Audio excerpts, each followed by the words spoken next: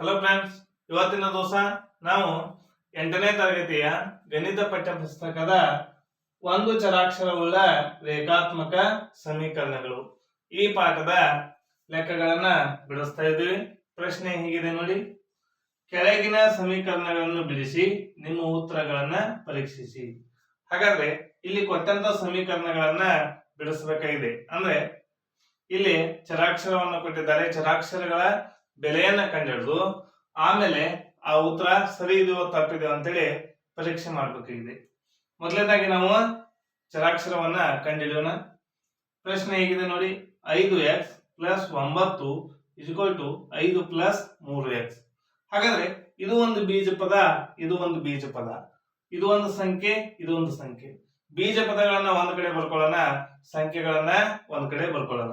ಹಾಗಾದ್ರೆ 5x ಹಾಗೆ ಬರ್ಕೊಳ್ಳೋಣ.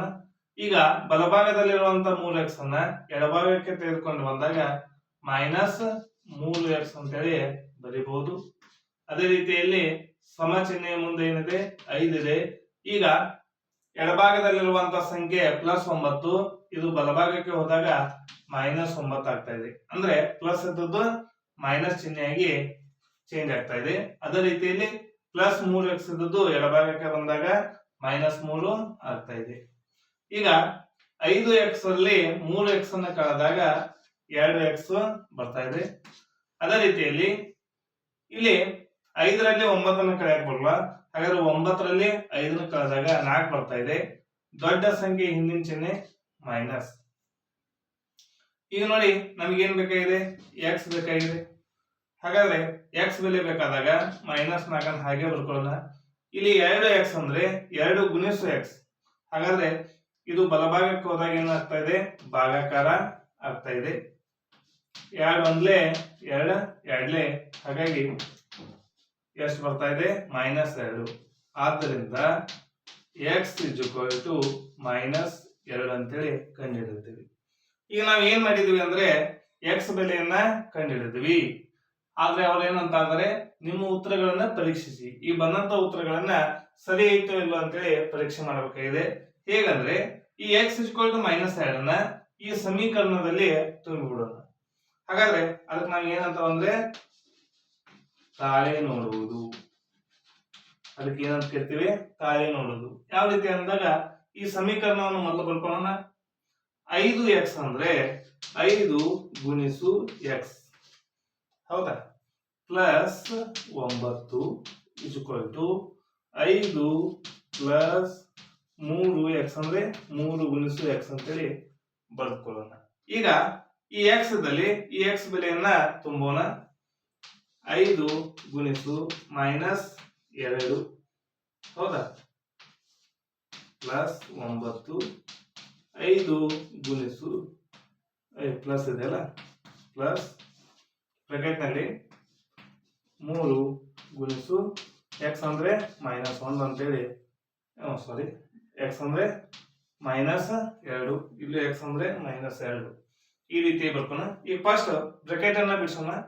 ಇವೆರಡು ಏನಾಗ್ತಾ ಇದೆ ನೋಡಿ? ಪೂರ್ಣಾಂಕಗಳು. ಪ್ಲಸ್ ಮತ್ತು ಮೈನಸ್ ಚಿಹ್ನೆಯನ್ನ ಸಂಖ್ಯೆಗಳು ಹೊಂದಿದ್ರೆ ಅದಕ್ಕೆ ನಾವು ಪೂರ್ಣಾಂಕಗಳು ಅಂತೀವಿ. ಆ ಪೂರ್ಣಾಂಕಗಳನ್ನ ಗುಣಾಕಾರ ಮಾಡುವಾಗ ಮೊದಲು ಚಿಹ್ನೆಗಳನ್ನ ಗುಣಿಸಬೇಕು. ಇಲ್ಲಿ ಏನೂ ಇಲ್ಲ ಅಂದ್ರೆ ಪ್ಲಸ್ ಇರ್ತಾ ಇದೆ. ಪ್ಲಸ್ ಮೈನಸ್ ಮುಗಿಸಿದಾಗ ಮೈನಸ್ ಬರ್ತಾ ಇದೆ. 5 2ಲೆ 10, ಹೌದಾ? ಪ್ಲಸ್ ಮೈನಸ್ ಮುಗಿಸಿದಾಗ ಮೈನಸ್ ಆಯ್ತು. 5 2ಲೆ 10. ಮುಂದೇನಿದೆ? ಪ್ಲಸ್ 9 ಮುಂದೇನಿದೆ? 5 ಪ್ಲಸ್, ಇಲ್ಲಿ ನೋಡಿ ಪ್ಲಸ್ ಮೈನಸ್ ಮುಗಿಸಿದಾಗ ಮೈನಸ್ ಬರ್ತಾ ಇದೆ. 3 2ಲೆ 6. ಈ ರೀತಿಯಾಗಿ ಲೆಕ್ಕವನ್ನ ಮಾಡಬೇಕು. ಮೊದಲು ಚಿಹ್ನೆಯನ್ನು ಗುಣಿಸಬೇಕು, ಆಮೇಲೆ ಸಂಖ್ಯೆಯನ್ನ ಗುಣಿಸಬೇಕಾಗ್ತಾ ಇದೆ. ಈಗ ನೋಡಿ ಒಂದು ಮೈನಸ್ ಒಂದು ಪ್ಲಸ್ ಇದೆ ಅಂದಾಗ ಇಲ್ಲಿ ನಾವೇನ್ ಮಾಡ್ಬೇಕು? ಕಳೆಯುವ ಲೆಕ್ಕವನ್ನು ಮಾಡಬೇಕು. 10ರಲ್ಲಿ 9 ಕಳೆದಾಗ ಎಷ್ಟಾಗ್ತಾ ಇದೆ? 1. ದೊಡ್ಡ ಸಂಖ್ಯೆ ಹಿಂದಿನ ಚಿಹ್ನೆ ಮೈನಸ್ ಇರೋದ್ರಿಂದ ಮೈನಸ್ 1 ಉತ್ತರ ಬರ್ತಾ ಇದೆ.